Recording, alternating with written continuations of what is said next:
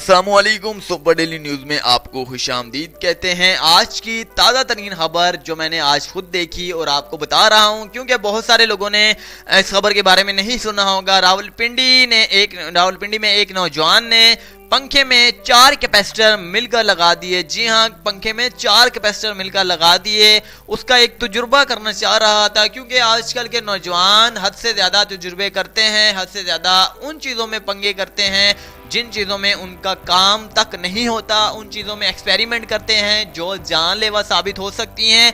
याद रहे कि पानी के साथ या फिर बिजली के साथ कोई भी एक्सपेरिमेंट हरगिज़ मत किया करें, क्योंकि ये एक इंसानी जान के लिए ख़तरात है। पानी में चलें फिर भी कर लें, लेकिन बिजली के हवाले से अगर बात की जाए तो बिजली के हवाले से कोई भी रिस्क इंसानी ज़िंदगी के लिए मौत का सबब बन सकता है। तो अब बात की जाए तो रावलपिंडी में एक नौजवान ने पंखे में 4 कैपेसिटर लगाए।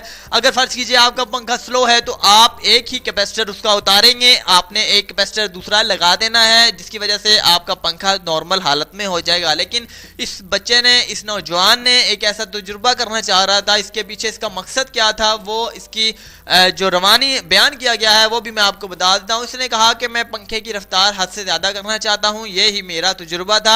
इसकी हवाएं ठंडी लेना चाहता था, बिल्कुल भी एसी की ज़रूरत नहीं समझना चाहता था, जिसकी वजह से मैंने वहाँ पर 4 कैपेसिटर लगा दिए। एक ही पंखे में 4 कैपेसिटर जोड़कर लगा दिए। जोड़ने का तरीकाकार भी इसे मालूम था कि किस तरह सीरियल वाइज जो है जोड़ना है। इसके बाद अगर बात की जाए तो जैसे ही इसने पंखा ऑन किया, पंखा हद से ज़्यादा स्पीड में आ चुका था। पंखे की वाइंडिंग तक भी जल चुकी थी, लेकिन वाइंडिंग तब जली है जब पंखा गिर चुका है। जी हाँ, पंखा गिरने के बाद ही वाइंडिंग जली है।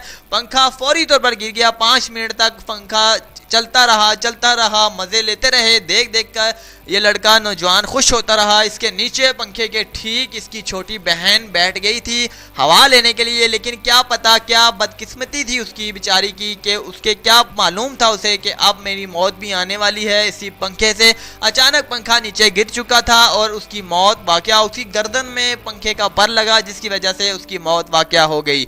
ये एक आज की ताज़ा तरीन अपडेट्स है, आप वीडियोस में देख सकते हैं। डिस्क्रिप्शन में मैंने एक लिंक दिया हुआ है, बजरिया खबरनामों के हैं। आप वहां पर इस लड़की की तस्वीर और इस लड़के की तस्वीर बजरिया वीडियो में देख सकते हैं। इसकी किस तरह से ये इसने खुद का बयान जो दिया है आप बजरिया रवानी सुन सकते हैं। तो इस हवाले से अगर बात की जाए पंखों के हवाले से या फिर किसी भी बिजली की इलेक्ट्रॉनिक्स की अशिया के हवाले से भी अगर बात की जाए, तो कोई भी अगर अनाड़ी है, नील है, जो बिल्कुल नहीं जानता, तो उन्हें एक्सपेरिमेंट हरगिज़ नहीं करना चाहिए। आजकल के दौर में मैं आपको बताता हूं कि अगर कोई भी बिजली का काम सीखने जाता है, ज़रा भर भी वो बोर्ड बनाना सीख जाता है, तो खुद घर पर आकर एक्सपेरिमेंट करना शुरू हो जाते हैं अपने ही घर में, अपने पड़ोस के घरों में, कि मैं कारीगर बन चुका हूं, मैं इलेक्ट्रिशियन बन चुका हूं, मैं सब कुछ कर सकता हूं।